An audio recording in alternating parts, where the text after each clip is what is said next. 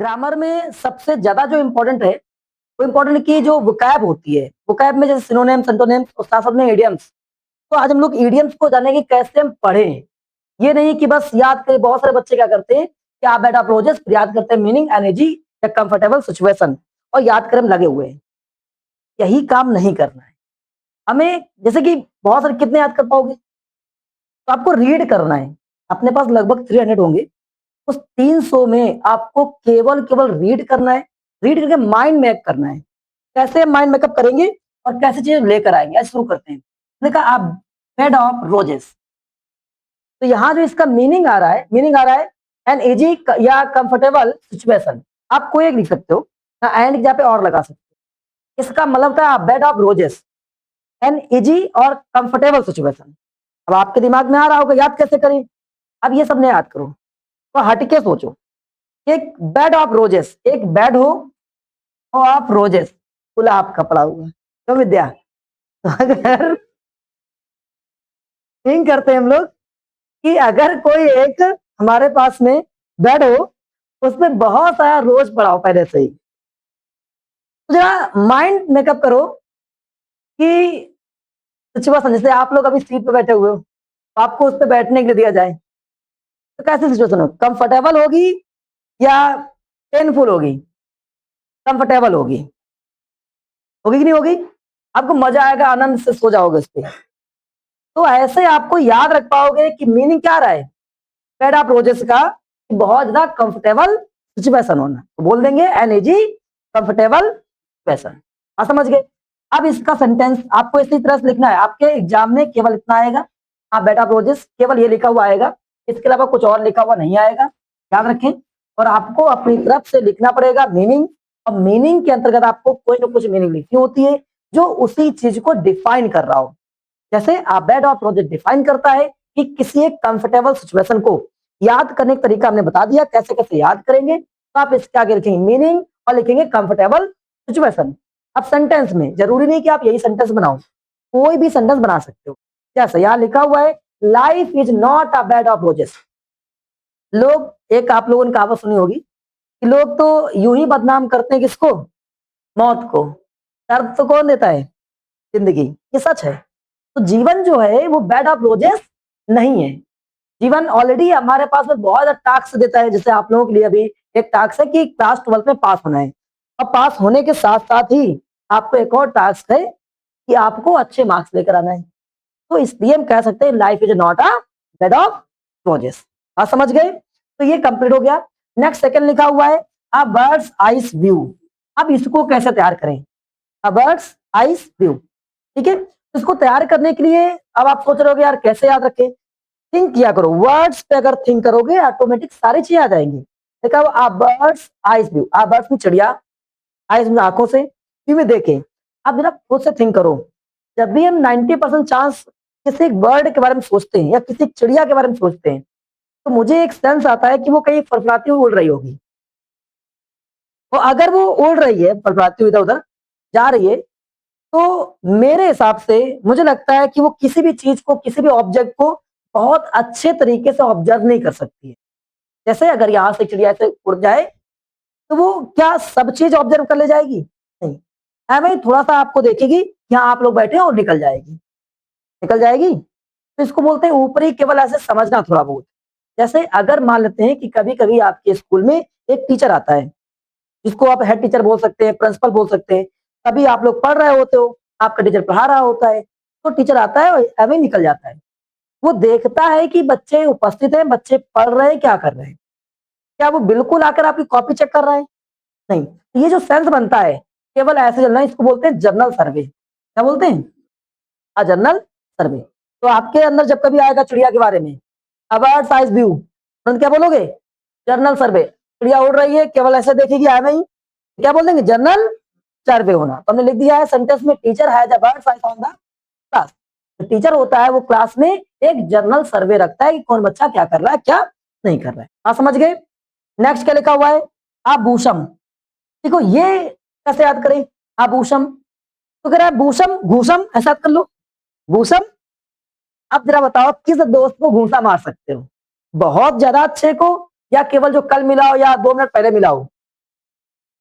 जो बहुत ज्यादा अच्छा होता है। आजकल तो चल रहा है, इसका बर्थडे हो, जन्मदिन हो, आप तो मार एकदम कूद देते हो। तो ऐसे याद रखो, मतलब बहुत लंगोटिया यार होगा तभी तो मार पाओगे, और लंगोटिया यार नहीं होगा तो उसको मारोगे तो मुंह बना लेगा, वो भाग लेगा, फिर वो होगा। तो इसको बोलते हैं कि क्या यहाँ पर लिखा हुआ है इनमें, आप यहाँ लिखेगा पास्ट फ्रेंड। क्या लिखिएगा? Past friend. क्या लिख दीजिएगा? तो पास्ट फ्रेंड का मतलब होता है घनिष्ठ मित्र होना या लंगोटिया यार होना। उसको इसमें फ्रेज में बोलते हैं आभूषम फ्रेंड। बात समझ गए? नहीं आया? आभूषम फ्रेंड मीनिंग क्या हो जाएगा? बहुत ही पास फ्रेंड होना, बहुत ही घनिष्ठ मित्र होना। तो तुम अपने बारे में किसी के बारे में लिख सकते हो, जैसे यहाँ पर लिखा हुआ है कि Satish is my Bhushan friend.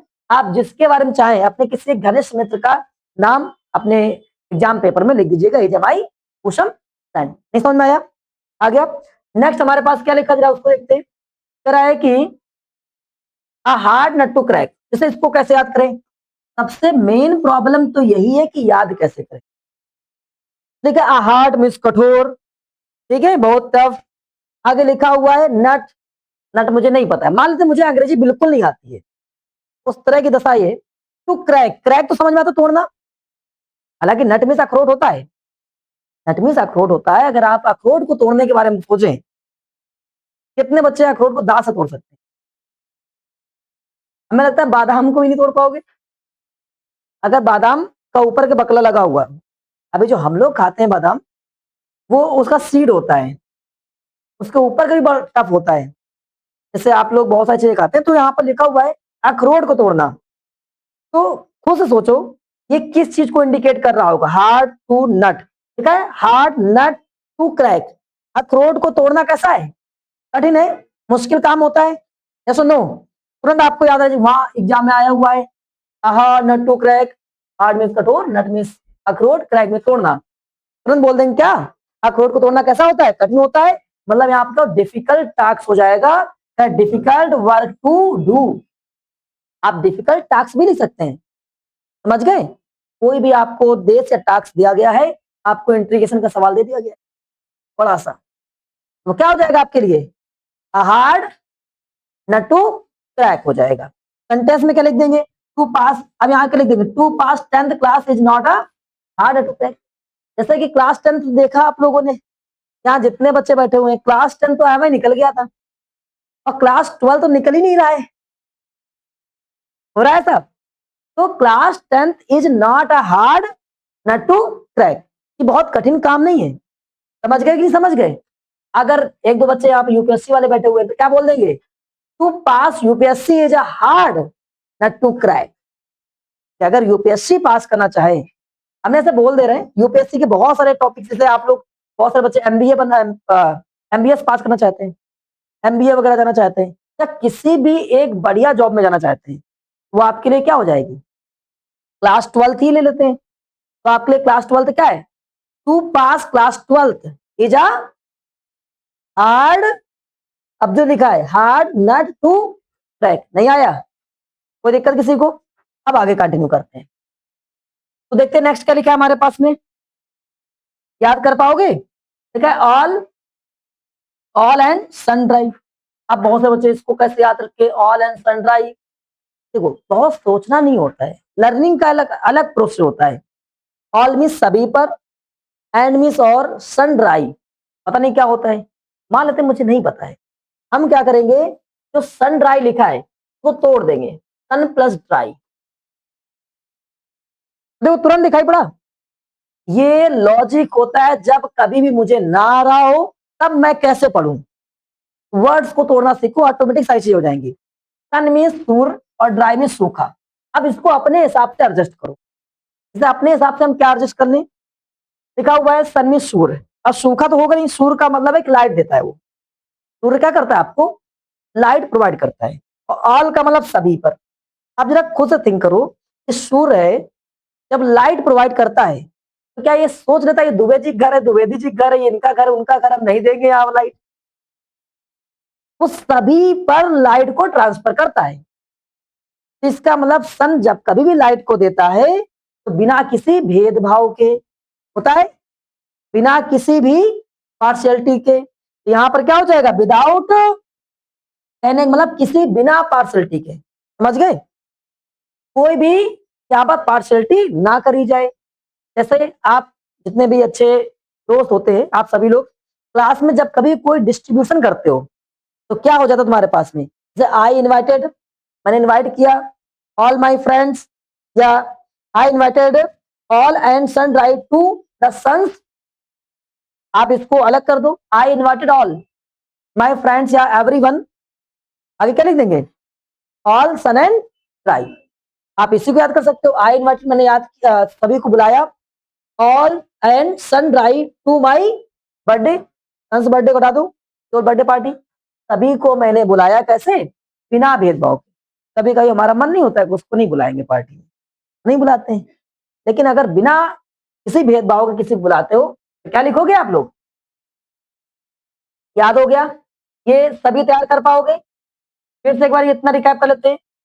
Vidya, bed of roses, a comfortable situation. दूसरा पॉइंट, तेरा बर्ड्स आइज, जनरल नहीं यूं चला गया। दूसरा, bosom friend, Ganesh past friend, याद रहेगा?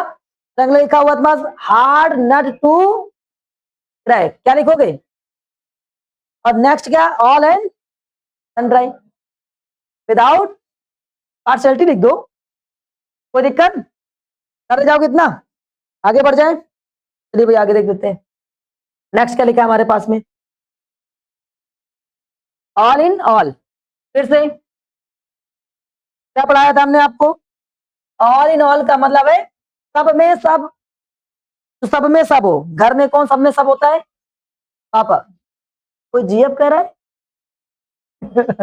अच्छा, देख रहे हो, कह रहा है कि मेरी जीएफ, तो यहां पर आई को हटा दीजिएगा, क्या माई फादर लगा दीजिए, क्या लगा दीजिएगा? माई, ठीक है? उसका मतलब था ग्रैंडफादर था शायद, इसीलिए बोला था उसने, ठीक है? हम लोग केवल फादर लिखेंगे, my father is all in my family. याद कैसे रख पाओगे? ऑल का मतलब सभी में, सभी में, सभी में सभी, ठीक है? आ जाओ, परेशान मत हो। सभी में सभी, तो सभी में सभी का मतलब क्या हो जाएगा? पूरी फैमिली में पापा जी सबसे ऊपर होते हैं। क्या बोल देंगे हम लोग? My father is all in my family. अगला आ जाओ भैया, फिर से, अ रेड लेटर डे, थिंक करो, उसको क्या देखना शुरू कर देते हो? सभी लोग उसी को देखते हैं। हाँ, आइए, आ रेड लेटर डे। अगर हम आ रेड लेटर डे की बात करें तो सबसे पहले हम रेड की बात कर लेते हैं। आपने देखा होगा बहुत पहले के ये चीजें हैं, आजकल तो व्हाट्सएप या इंस्टाग्राम का जमाना हो गया है, सोशल मीडिया का, कि पहले पत्र लिखे जाया करते थे, लेटर्स, ग्रीटिंग्स। अभी न्यू ईयर आ रहा है तो आप लोग ग्रीटिंग्स लिखते थे, और उस ग्रीटिंग्स में अगर कोई अपना पसंदीदा व्यक्ति है तो उसके लिए स्पेशल टाइप का ग्रीटिंग लाते थे, या स्पेशल टाइप की ग्रीटिंग बनाते थे आप लोग खुद से। और महिलाओं को देने के लिए कुछ लोग यहाँ पर रेड या पिंक कलर का ग्रीटिंग लाते थे, या कार्ड होता था पिंक या रेड कलर का, उस पर आप लिखते थे अपनी भावनाओं को और उसको सेंड करते थे। ये तरीका था। अब जरा ये सोचो कि एक दिन बना दिया जाए, एक जीवन में दिन ही बना दिया जाए, कौन सा? आ रेड लेटर डे। सभी को एक रेड लेटर देना है। रेड लेटर का मतलब समझ रहे हैं सभी लोग? रेड रोज, जितना भी रेड वाला चीज होता है, खतरा तो होता ही है, लेकिन लड़कों को बड़ा मजा आता है सब चीजों में, कि रेड रोज देना है, तो मजा आ गया।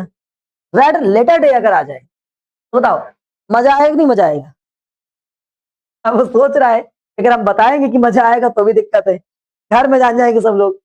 बैठ जा, बढ़िया बैठ जा। हाँ, तो जब कभी ऐसी बात चल रही होगी, आ रेड लेटर डे, मतलब हमें यहाँ पर कोई लेटर्स, जो रेड, रेड का मतलब होता है कि फॉर द लविंग एनीवन, उस चीज के लिए देना है, तो वो तो बड़ी मजेदार चीज हो गई। इसलिए आप इसको कैसे याद कर सकते हैं? Happy day. याद करने का तरीका समझ गए? कैसे याद करना है? केवल एक बार रीड कर लेना है, भूलोगे नहीं कभी, और सब मीनिंग याद हो जाएंगी। और रेड डे क्या हो जाएगा? हैप्पी। जब खुश हो गए तभी तो रेड रोज या रेड लेटर लेकर जाओगे, रोते रोते लेकर जाओगे। जब खुश हो गए ना तो क्या हो जाएगा? हैप्पी डे हो जाएगा। अब यहाँ पर आप लोग, जैसे इसमें लिखा है 15 August is a red letter day in Indian history. आप चाहें तो इसकी प्लेस पर अपना दिन लगा सकते हैं जब आपका बर्थडे हो। जैसे मान लेते हैं किसी एक व्यक्ति का बर्थडे है तो 1 जैन लिख दीजिएगा, 1 Jan is red letter day for me, ऐसे करके आप लिख सकते हैं। समझ गए कि 1 जनवरी को या मेरे लिए वो बहुत ही अच्छा दिन होता है, क्योंकि उस दिन आपको कोई भी टीचर मारता वारता नहीं ना। सबसे बड़ी चीज ये होती है, आपको घर वाले भी सब कुछ, ये लोग क्या खाना है क्या पीना है, मास्टर भी नहीं मारता है। ठीक है, नेक्स्ट अगला क्या है हमारे पास में, एट 6 एंड 7। एट 6 एंड 7 की अगर बात करी जाए तो कल बताया था हमने आपको, फिर भी सिखा देते हैं। 6 का मतलब क्या हो गया, छक्का। और हमने कहा था नॉर्मल क्या होता है कि अगर हम लोग एक कोई क्रिकेट टीम में पहुंच जाएं और क्रिकेट टीम में हमारे पास एक बाउंड्री होती है, प्लेयर बैटर यहाँ खड़ा हुआ है और उसका बॉलर यहाँ खड़ा हुआ है, और अगर मान लेते हैं कि कभी जिस सभी ऑर्डर में होते हैं, सभी लोग अपने एक ऑर्डर में खड़े होते हैं, हालांकि यहाँ कोई नहीं खड़ा होता है, इस जगह खड़े होते हैं।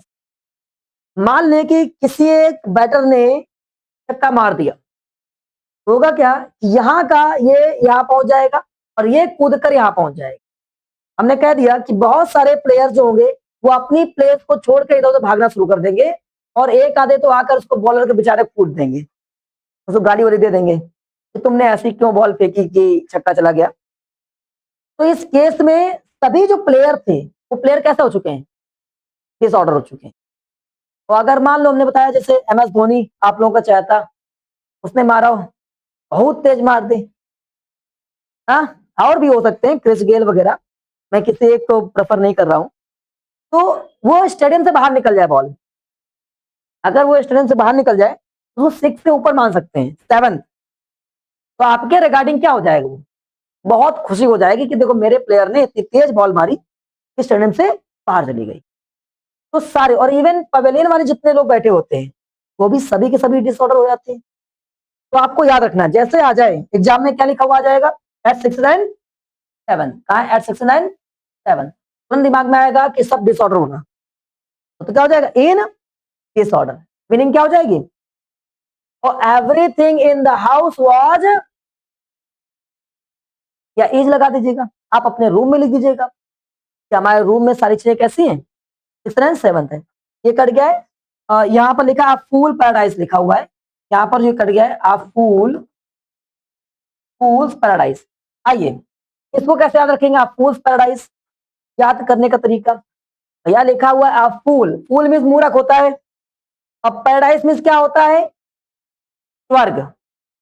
अब खुद से थिंक करो, मूर्ख का स्वर्ग हो सकता है, किसी मूर्ख व्यक्ति का स्वर्ग कैसा होगा, सोच सकते हैं हम, ऐसा कुछ होगा, मेरे साथ वो होगा वो होगी, ये सब चीजें आप लोग, तो इसको बोलते हैं फूल्स पैराडाइज, मूर्खों का स्वर्ग। इसमें केवल केवल क्या हो सकता है, क्या हो सकता है, हम केवल काल्पनिक चीजों को सोच सकते हैं, तो क्या हो जाएगा, इमेजिनरी हैप्पीनेस, मतलब काल्पनिक खुशी, केवल थिंकिंग, हाँ कुछ ऐसा होगा, मेरे पास गाड़ी होगा, घोड़ा होगा, और मैं नहीं बोलूंगा, ठीक है। अब वापस, ठीक है, तो नेक्स्ट आगे पहुंच जाते हैं। इसका मीनिंग क्या हो जाएगा, वन हु, हर एक व्यक्ति, लिव रहता है इन द फूल पैराडाइज, अगर कोई भी व्यक्ति फूल पैराडाइज में रहता है, इस काल्पनिक हैप्पीनेस में रहता है, तो जान लो कह रहा है कि gets no success in life, जीवन में उसको सक्सेस नहीं मिलता। बहुत सारे लोग होते हैं घूमते रहते हैं, देखना मेरे पास ना एक दिन ये होगा, देखना मेरे पास एक दिन वो होगा, और करना वरना कुछ नहीं है। जैसे आप लोगों में से आधे बच्चे, देखना मेरे एक दिन 100% आएंगे, पढ़ने के नाम पे कुछ नहीं पढ़, तो ऐसा नहीं होंगे, अब 100% नहीं आएंगे। 100% आने के लिए कृष्णा की वही बात, कर्म करो, फल पे ध्यान मत दो, केवल वर्क करते रहो, रेगुलर 3-4 घंटा पढ़ो, ऑटोमेटिक आ जाएंगे। ये लिख कर दे सकते हैं, अगर रेगुलर 3 से 4 घंटा सेल्फ स्टडी शुरू कर दी, आपके स्कूल में कोचिंग में जहां भी पढ़ाया जा रहा है, तो पढ़ना शुरू कर दिया, ऑटोमेटिक आ जाएगा। चलिए ये हो गया। अब अगला पॉइंट क्या लिखा तुम्हारे पास में, आइए, कह रहा है कि एप्पल ऑफ वन साइज, इसको कैसे याद रखें, एप्पल ऑफ वन साइज, तो भाई इसको अगर ध्यान से देखा जाए हमारे पास में, कैसे याद कैसे रखें, एप्पल मीन्स एक सेब, वंस मीन्स किसी एक व्यक्ति के बारे में, आइस मीन्स आंखों के बारे में। आइए अब इसको थिंक करते हैं। कोई एक एप्पल रखा हुआ है, हालांकि बहुत सारे बच्चों को हो सकता है पसंद ना हो, मुझे तो बहुत पसंद है, हम तो खूब खाते हैं इसको। हाँ?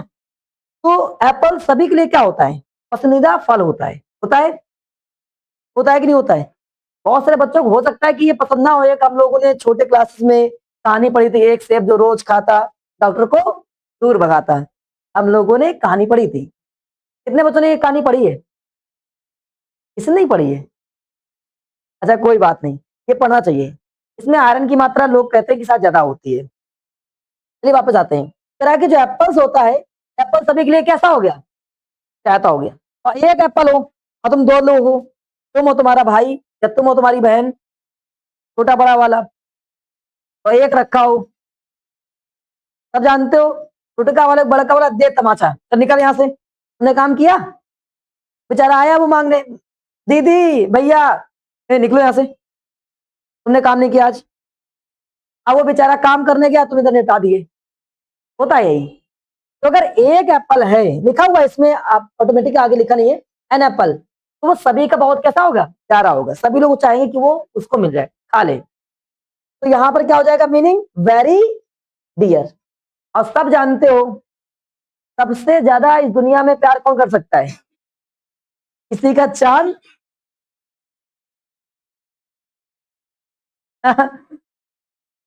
नहीं, इस दुनिया में सबसे ज्यादा जो प्रेम कर सकता है वो क्या है? तेरा है कि मदर।